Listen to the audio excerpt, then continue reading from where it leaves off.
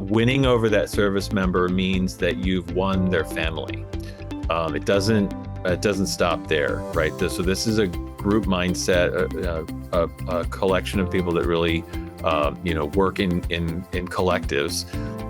They share what they like, and so not only do you have a chance to potentially win over that military member and their family, but their neighbors and other community members. So there's an exponential effect to gaining their loyalty. Chris, welcome. Let's start with an introduction of bBIG Communications. What do you do? Who do you serve? And what makes the military consumer segment such an important audience for brands? So bBIG Communications is one part content publisher and one part media platform. Our underlying goal is really to provide value for service members and their families. So that includes all sorts of content, product recommendations, discount programs, that kind of thing. The military audience is really important for brands because it represents a sizable portion of the population, and it has significant buying power, and on top of that, a tremendous sense of loyalty. So winning over this audience really means that you can earn customers for life. The military community represents over $1.2 trillion in annual buying power. Can you break down the scale of this opportunity and what makes military consumers so unique? Right. So for starters, 1 in 10 Americans have either worn the uniform or love someone who has. So that's 10% of the population, if you think about it.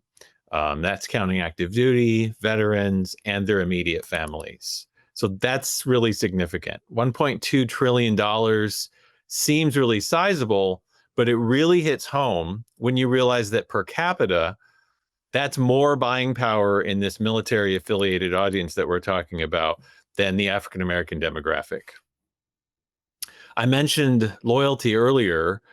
Military families tend to be twice as likely to claim loyalty to a particular brand than the general market. That makes sense since loyalty is kind of drilled into the military service members through training and things. And if all of that isn't enough, I think the positive vibes of giving back to service members who have sacrificed so much for this country really should be something that every brand wants to be a part of. How do military families balance their shopping across commissaries, exchanges, and mainstream retailers? And what trends stand out?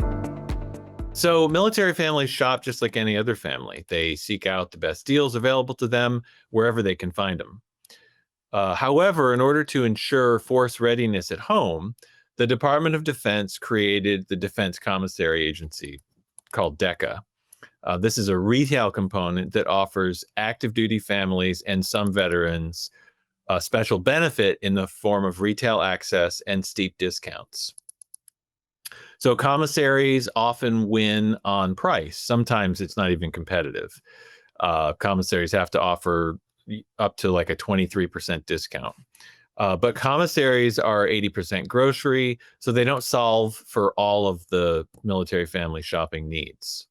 Similarly, exchanges, which are run by each of the armed forces divisions, those offer goods at big discounts, but in both commissaries and exchange situations, there's not always the best selection. So that's where shoppers look to other options, online shopping, Walmart, and other retailers outside of the gate. Behaviorally, as I mentioned earlier, brand loyalty is really big for this audience. So once a family finds a connection to a brand, it's a bond that's really hard to break, even harder than in the general market. So this trend that we see is that companies that do a good job of building those bridges, making those connections with the military families, those are the ones that are seeing long-term success with this audience. Another trend that we're seeing is an increasing demand for convenience and speed. Families want, faster, more flexible shopping. And a lot of times they're actually willing to sacrifice discounts, that steep discount that they're getting at the commissary and exchange. They'll sacrifice that for the selection that they can get from a different retailer and the convenience of shopping in a different environment.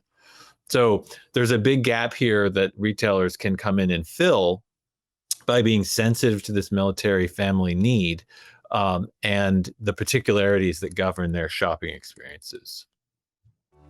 Why is authenticity so critical when connecting with military consumers? And what pitfalls should brands avoid?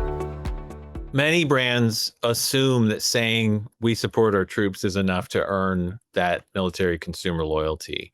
It's well-intentioned, but it's not a strategy. Military affiliate audiences are loyal and engaged, but they're also discerning, right? Too many brands just can try to rely on surface level gestures instead of making that real connection. So flags and hashtags don't equal loyalty, right? If you're going to spout patriotic slogans without backing it up with real action, it's probably better not to even bother. Military marketing means paying attention to the whole family. Spouses and children drive many purchase decisions, just like in general market, so make sure you don't ignore them. Active duty veterans and retirees all have different needs and different mindsets, right? There's similarities, but they're not a monolith. So be careful not to overgeneralize when you're thinking about those distinct audiences within this military category. True impact requires a sustained commitment, not just seasonal ads, not just a periodic tip. You need to have a sustained commitment there. Military families, they're sacrificing every day. They're sacrificing a lot. So greet them with a big picture support, not one-off campaigns. Military audiences, I think they can spot performative support instantly.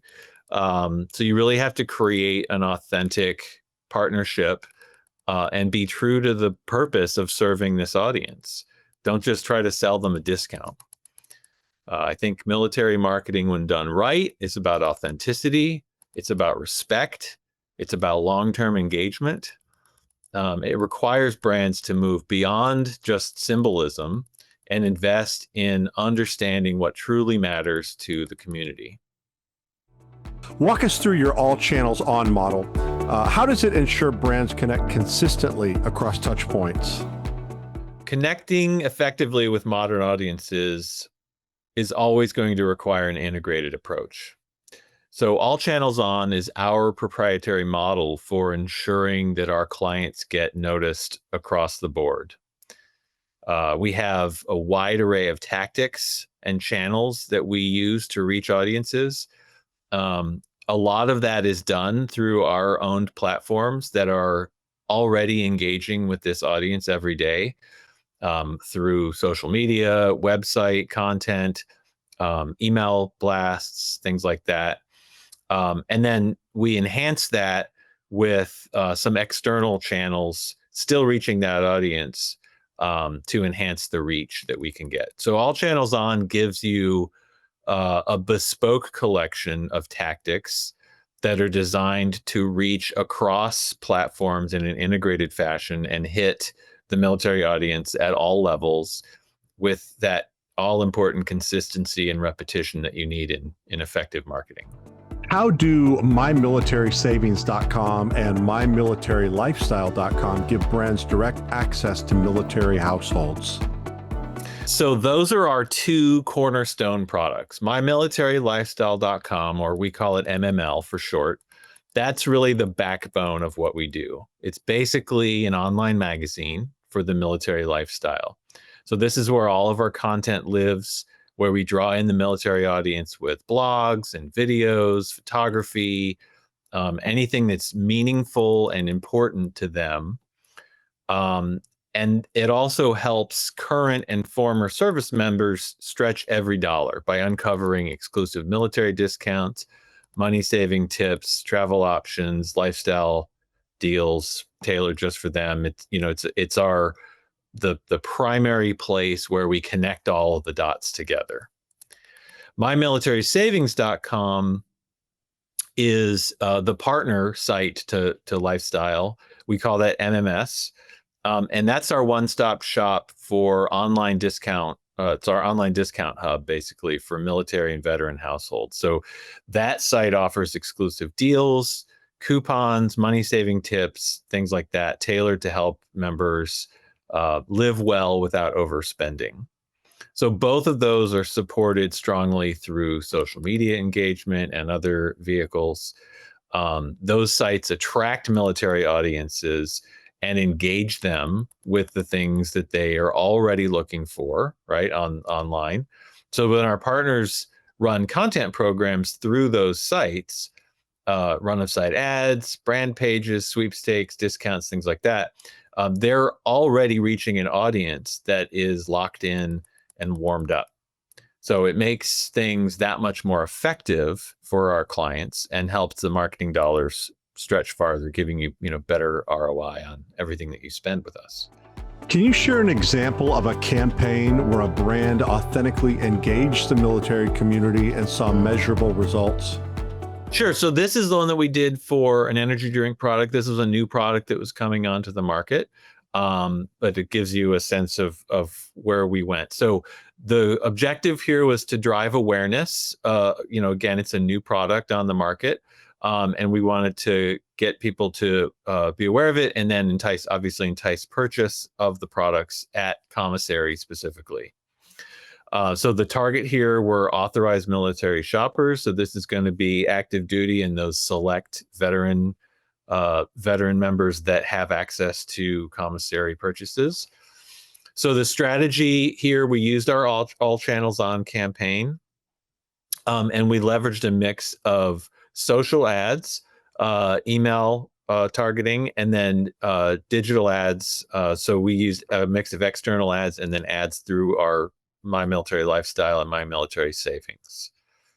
The solution was pretty straightforward to promote the energy drink and the supplements that they had, also a collection of supplements to go along with their energy drinks, by driving traffic into the commissaries where the consumers could purchase. We got through this campaign a 26.5% sales lift during the promotion. And then that continued to grow after the promotion was over with a 16.8% sales lift the following month after the promotion. So it had some longevity to the campaign. And overall, we reached 2.8 million impressions through our digital, social, and email touch points. So pretty effective use of funds, and really, got that product out there into the military consumers' hands. Military consumers are known for their loyalty. How does that influence brand performance over time? This is probably not a shocking finding, but several studies have shown that military affiliated audience are about twice as likely to favor brands who manage to work their way into the hearts and minds of their families. I think loyalty as a mindset is drilled into military service members. We talked about that a little earlier. And that extends into their buying habits. So that has a number of effects. First, winning over that service member means that you've won their family. It doesn't stop there, right? So this is a group mindset, a collection of people that really, work in collectives. They share what they like, and so not only do you have a chance to potentially win over that military member and their family, but their neighbors and other community members. So there's an exponential effect to gaining their loyalty. Long term, that kind of growth adds up. And this is also loyalty that lasts, sometimes multi-generationally. So I'm always going to preach the value of building solid brand loyalty. I think it's always worth it. It's always a good idea for any brand, but in the case of the military, the effects of this are not only worth it, they should be considered required. In other words, I think a brand would be foolish not to invest in building loyalty with this audience. What KPIs matter most when measuring the effectiveness of military-focused campaigns? This is really going to depend on the product and the goals of the particular brand. Again, I said this earlier, but military marketing isn't running plays from a different playbook. It draws from the tools that you can think of it kind of like a multicultural marketing effort. It's just this particular audience is a military audience, right? So we measure big picture KPIs, like impressions, social engagements, email open rates, click-throughs, things like that, the normal stuff. But we can also get deeper down and track more, in-depth things, sales data, app downloads, and usage, that sort of thing. It really depends on what we're trying to do. As we know, with digital executions, there's a wide variety of things that we can track, and so it just depends on what we're trying to do. So, selling an energy drink, for example, is going to be different from getting somebody to download a fuel rewards app from a gas station, right? We can and do both of those things. But what indicates performance for both of those is quite different. So we really like to work with each individual client and understand what KPIs are important to them, and then make sure that we're building out the tools in a way to measure the most important performance indicators for them. As consumer expectations evolve, how do you see the role of military-focused marketing changing over the next 5 to 10 years? Yeah, that's a really good question. And if I knew the answer to that exactly, I'd be a rich man, right? So, but here's the gut thinking that we come at this with. Size-wise, I think this audience is likely to remain consistent. There's been ebbs and flows of military personnel through the years and generations, but overall, I think it's safe to assume, a roughly 10% of the population is going to stay pretty firm. I don't think things are going to get significantly larger or smaller than that 10% number. So we currently have a lot of societal goodwill towards the military. Military support is really high. It feels good to support the military. And I hope that goodwill holds up. But we do see a potential erosion of that goodwill over the next 5 to 10 years. And that's something that we're watching very carefully. For a brand that hasn't yet engaged the military community, what's the best first step to begin working with bBIG? Give me a call. It's really that easy. We always start our conversations with the intent to understand your needs and how we might be able to help. I'd suggest, with the size of this audience, that it's probably going to be a good idea for any brand to get involved with military marketing, but that's not always the case. And we're going to tell you if we don't see an opportunity there. So, we can have some exploratory conversations to confirm or deny, the validity of a marketing program in this area for you. We're a small, scrappy team, and we're going to work hard to move the needle for you, but it just starts with that initial phone call or email. So let's get the conversation started.